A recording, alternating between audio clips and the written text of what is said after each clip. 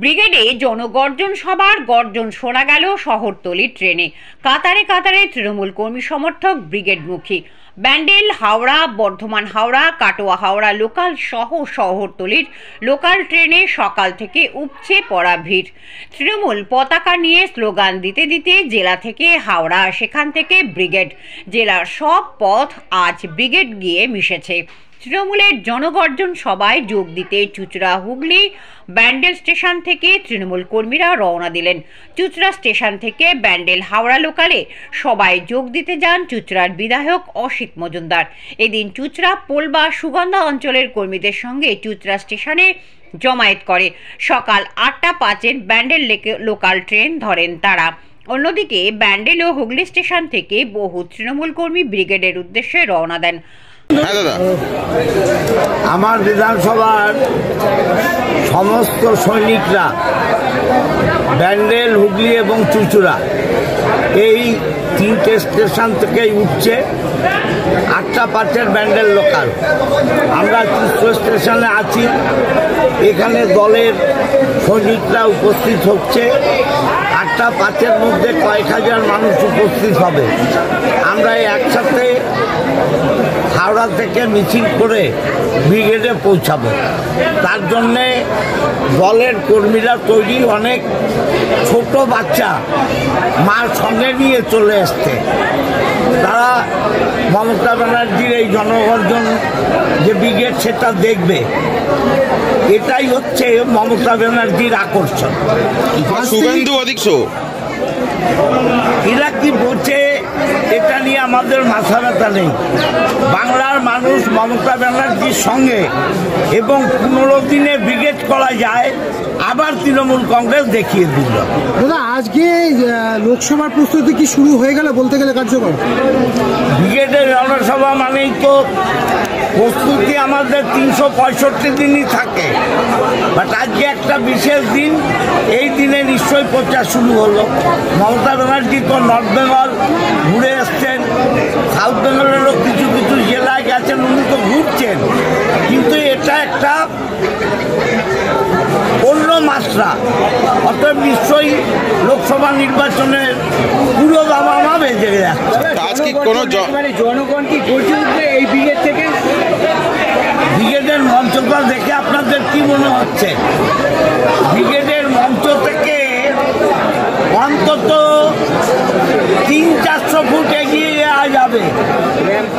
Ramp তৈরি হয়েছে। তাতে বুঝতে পারছেন না কি হবে। নতুন চমক দেখা যাবে আজকে। অবশ্যই চমক থাকবে, বাট এটা বলা তো এখন সম্ভব নয়। ব্রিগেডের দেখবেন একদিকে পাগল, ও ফার্স্ট স্টেশনে ভুগছে। লোকসভা নির্বাচনের পরে ও শুভেন্দুর বিসর্জন হবে। দাদা, সকাল থেকেই আজকে বিভিন্ন ট্রেন বন্ধ রয়েছে। কি মনে হচ্ছে বিজেপি তাদের পাওয়ার ব্যবহার তো চেষ্টা করবে? আমাদের কুচবিহার থেকে, আলিপুরদুয়ার থেকে যে ট্রেন আসার কথা ছিল সেই ট্রেন বাতিল করেছে। লোকাল ট্রেনও কিছু কিছু বাতিল করছে। আমাদের কাছে খবর আছে ক্ষমতার অপব্যবহার করছে, গণতন্ত্রের গলা টিপে মারছে। এভাবে কি তৃণমূলকে রোকা যাবে? কি বলছে? তৃণমূলকে সিপিএম 34 বছরে রুখতে পারেনি।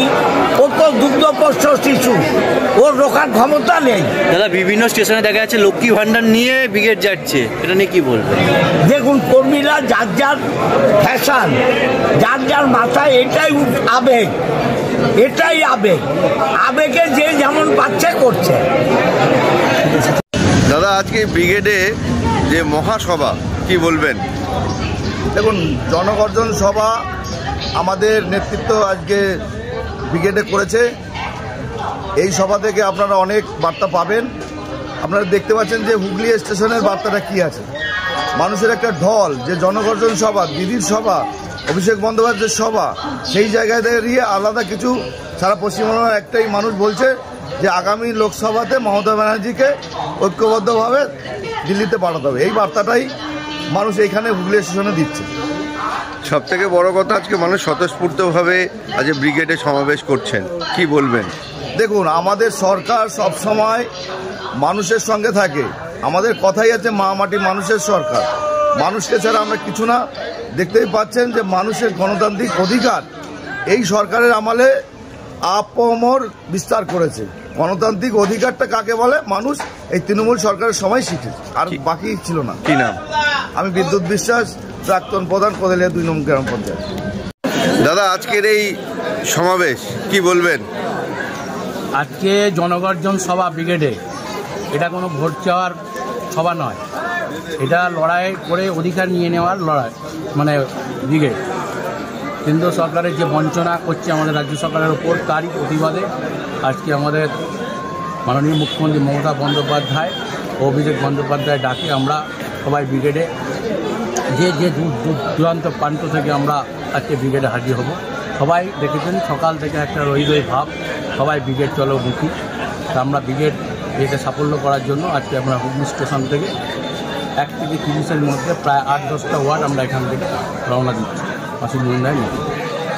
সব থেকে বড় কথা হচ্ছে কাউকে জোর করে নয়, সকলেই স্বেচ্ছায় আজকে, স্বেচ্ছায় আবেগে, ভেতরের আবেগে আমরা যাচ্ছি। এটা অধিকারের লড়াই, সেটাকে ছিনিয়ে আনবে। ওখান থেকে দলনেত্রী কী বার্তা দেয়, সেই বার্তা নিয়ে আমরা এলাকা এলাকা কাজ শুরু করি।